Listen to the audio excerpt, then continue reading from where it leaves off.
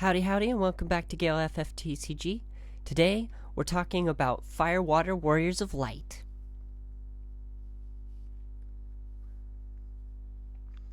Please drop a like and let me know what decks you'd like to see in the comments below. As always, deck list is in the description.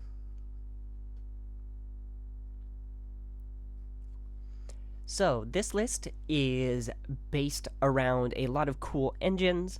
The idea just being we want to be able to do pretty much everything that our opponents can do, but just slightly better.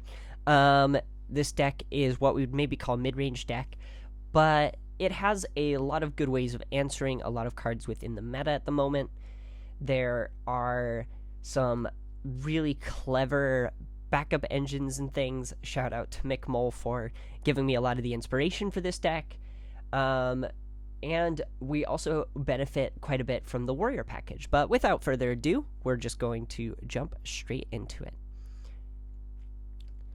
So, first off, this is a Warrior of Lights deck, and this deck probably wouldn't exist without the printing of the new Warrior of Light, the 4CP Water one, as you can see there. But there's a lot of cards around this card that make it super relevant. Oh, and yeah, and Refia as well. Refia is just an insanely good card right now, especially with the printing of Kurosame. Refia just gets a lot better. So, 4CP Bart's light card that searches us a Dissidia Final Fantasy character and gains us a crystal, which is somewhat relevant in this deck. Not super relevant, but somewhat relevant. Also a Warrior of Light. He can search the 4CP Warrior of Light, which is an EX burst, or when it enters the field, you can search for a job standard unit, add it to your hand. That's about the most relevant part. Besides being a Warrior of Light, we're only on a 1 of. This just helps us ramp our backups very quickly in the early game, or maybe gives us an out in the late game if we see it in damage. For 3CP Ferris, when Ferris enters the field or attacks, deal 1k to all forwards, and then when Ferris or a job Warrior of Light forward you control is dealt damage, you choose up to one forward opponent controls and deal it 3k. So if you have 3 Warriors of Light on the board, that's 9k to something. If you can give Ferris haste, which there are ways to do, you are just going to be able to do even more to their board. Ferris is very good at being a pseudo board wipe, and at damage 3 you can search for a job Warrior of Light, which is really helpful for building up into the mid to late game. So yeah, Ferris is great. One of the bigger heavy hitters though in the deck is Refia. I cannot sing the praises of this card enough. It is a 3CP 7k, which is just about average for its kind of cost, but the effect of this card is insane. So you can activate all of your job Warrior of Lights at the beginning of attack phase on each of your turns.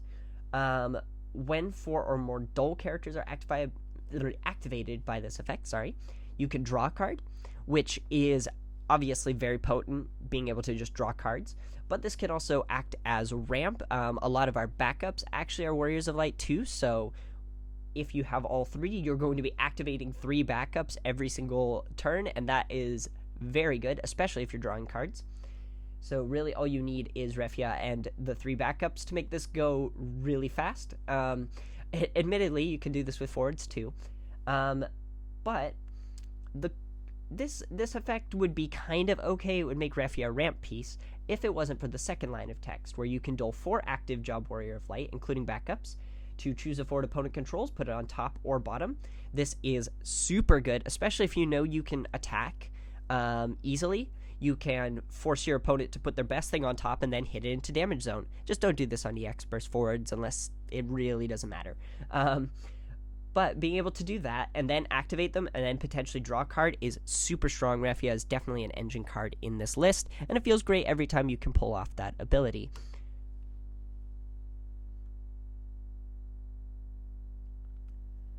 So, the backup engine of this list is also something that definitely cannot be understated. We're running 4CP Serah, because 4CP Serah can search out Edgar and Lena, both being kings and princesses. Lena is very important, obviously, being also a Warrior of Light, so this works with Refia. This is a super good one to have. typically the best lines of play are Serah searches Edgar. When Edgar enters play, you can play one character of cost 2 or less from your hand on the field. There's a lot of characters of cost 2 or less, so even if this isn't playing Lena or Luneth, you can still play out a forward. An early Porum can shut down some pretty nasty early aggro. Edgar's just great, but ideally you want to go Serah into Edgar into Lena if you can. 3 backups very early on is always going to be pretty good. We're also running Serah FFL to search our Warrior of Light forwards. Also, being a Warrior of Light herself is relevant. You can put her into the break zone, choose a forward, activate it, and Luneth just gives some good old-fashioned haste for 1 CP. Also, being a Warrior of Light, you can tap down Serah FFL and Luneth, give a Warrior of Light haste, so maybe you haste your Ferris and just start wiping out their board. That's always really good. And Lena's just an EX burst that draws us a card, and when your opponent uses an EX burst, you can draw a card. That's mandatory. Make sure you don't forget that trigger. I've done that quite a lot. And you also have Raise, the special, the water. Tap it, choose 1 forward of cost 3 or less in your break zone, and play it onto the field. Dole, that's really strong. There's a lot of good reanimation targets here, and it's a way of cheating costs on some of the other cards that we have in this list.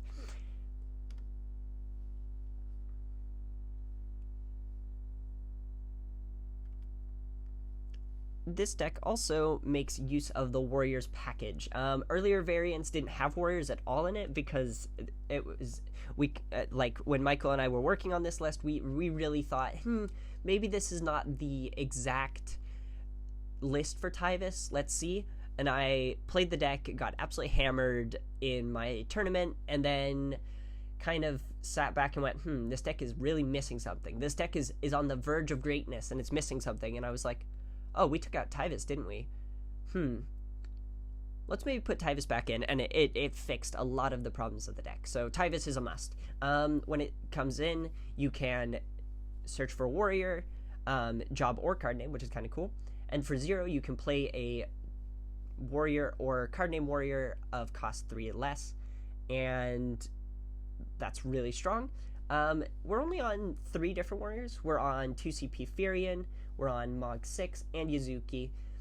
Firion being a way of drawing cards. It's also very hard to block Firion, even though he's 5k. You can discard cards to give him certain effects depending on what they are. If it's fire, he gains plus 2k in first strike, and if it's water, 2k in activation. This is really hard for your opponent to deal with, even when you have 1 card in hand, because you might draw another Firion. You might draw the Yuzuki that you need to make this card a nasty 9k active and first strike. It's very hard to block this card. If you have 2 in hand, your opponent almost always has to assume you have 1 of each element in there. It's just a really good card. And on top of that, it really hurts the Biblos and the Mono Ice matchup, which I think is very, very funny. You can effectively force your opponents to like try to target your stuff, and then you just discard all your cards in response, and then they don't get any of the abilities off of Weiss either, and that's kind of fun.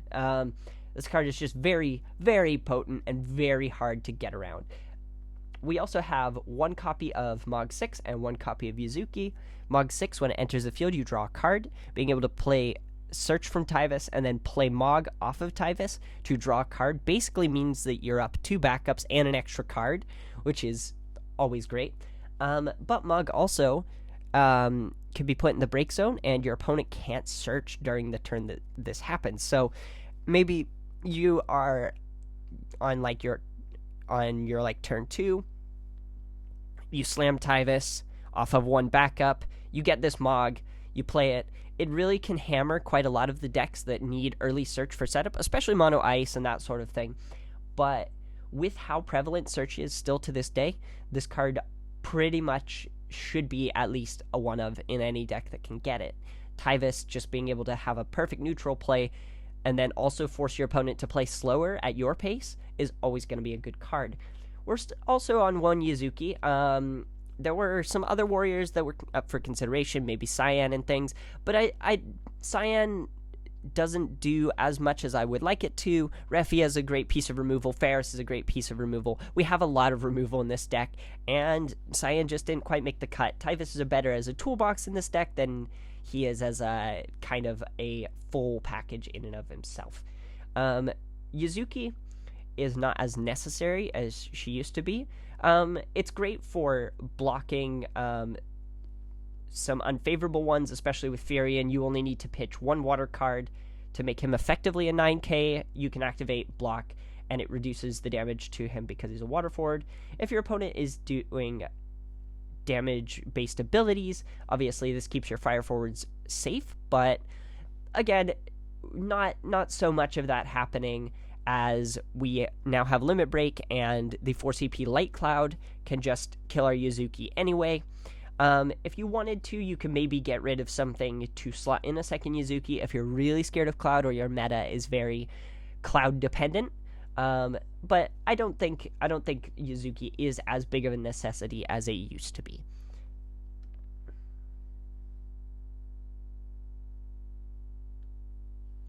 However, there are some cards in this list that are an absolute necessity because of the 4CP Warrior of Light that searches them.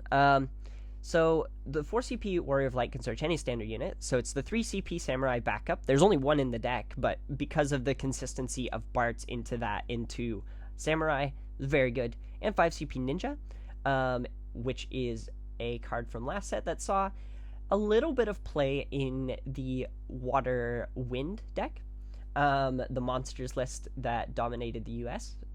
Having played against that deck, I can tell you Ninja is a very good card. But before paying the cost of Ninja, you can go ahead and pay a crystal to reduce the cost by 3, so it can be effectively a 2 CP forward that you can back attack in. And when it enters the field, you choose one forward opponent controls, you bounce it to their hand. This is very sneaky, especially if you search the Samurai early. They're like, why are you running crystals?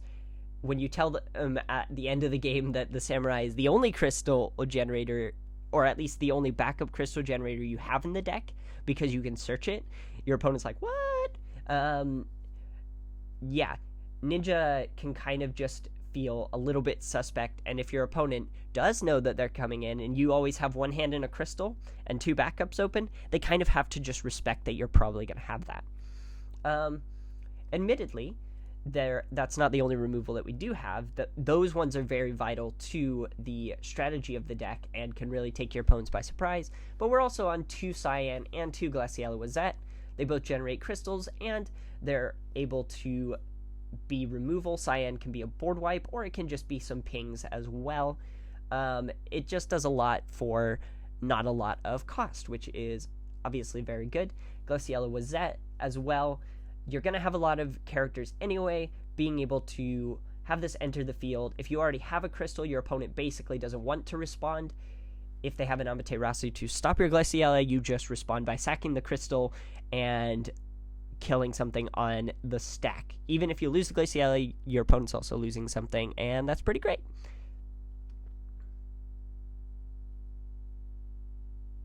Also, all those benefit off of Bart's as well. So there's some more removal.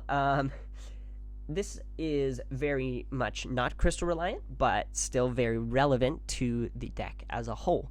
So we have 2CP Lethia. This card is insane. If your fire summon or fire character you control deals damage to a forward, the damage increases by 2k. This can make our Ferris ping suddenly 5k, and it can make our Phoenix pings 4k because it enters first, and then the 2k is dealt to everything, so Lethia can buff that. There's just a lot of implications here. Cyan's crystal pings can now do 5k, or it can board wipe for 11k. That's very strong. And at damage 3, when Lethia enters field, you can choose a forward opponent controls and deal it 6k, which secretly just says 8k because Lethia buffs herself. We're also on 2 copies of Zidane. We can cheat Zidane in off of Phoenix or off of the Light, or the Warrior of Light Lena. Zidane has haste, can't be blocked by a forward of cost 3 or more. There's a lot of 3 or mores running around just now, so Zidane is very good at hammering out the meta. And when Zidane enters the field or attacks, your opponent reveals their hand. You can select one from it, and then you remove it, and then they draw another one. And if you can get this into play off of a Phoenix at your opponent's turn, they can potentially lose a card they were planning on using. Maybe they go and search for something, and then at the next opportunity window, you just trick in Zidane. You go, that thing you searched? No, you don't have it. Let me get that out of your hand. Zidane is very good against 7-wall. It's almost a necessity. So if you have a chance to play Zidane, absolutely play Zidane. And last but not least, speaking of 7-wall, we've got 6 CP Leviathan. I run this at 3. Somebody suggested at one point I drop it down to 2, and I was like, nope, sorry, I am too scared of 7-wall, and they were like, that is entirely fair and entirely based, and I do quote. So EX Burst, choose one forward opponent controls, return it to owner's hand, choose one light forward or dark forward, put it on top of the owner's library, or choose one water forward in your break zone and add it to your hand. There's just so much utility here. If your opponent forgets to wall special before they go into combat, or maybe can't, you can automatically put the 7-wall back on top of the deck, or on the bottom if you want them to never see it again. Casting this proactively shouldn't happen very often, but there are times where this actually makes a lot of sense to do it. Maybe you need to get back something and you want to let the tempo swing go in your favor. You absolutely can do that in this deck, especially if you have Warriors of Light out and Refia. Just paying 4 backups and pitching something and maybe activating 3 backups is really strong. It mitigates the cost of Leviathan somewhat, but really this is in here because it's an EX burst and because it can absolutely save you.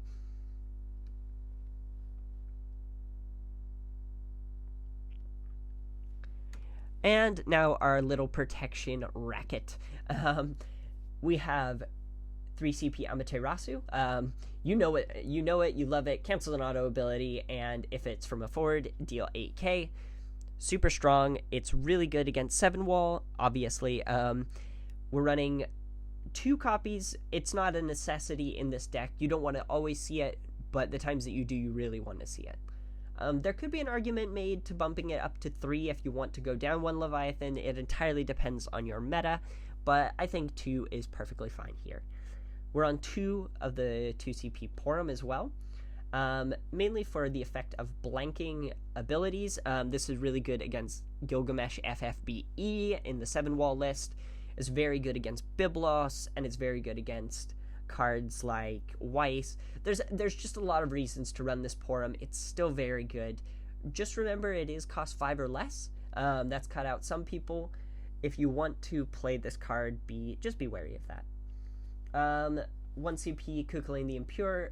You can choose a forward and blank its abilities and then draw a card. Again, very good. Not limited by its effects. We're on 2 in this list. I think that's totally fine. 2 CP Summoner as well. It's a standard unit that we can search, so it's in here just to stop summons that we don't want to hit. Summons are quite meh right now, so I think this card is just a one of. It's potentially even cuttable. I'm not 100% sure, but it's nice to just have an insurance if your opponent's playing Ami as well.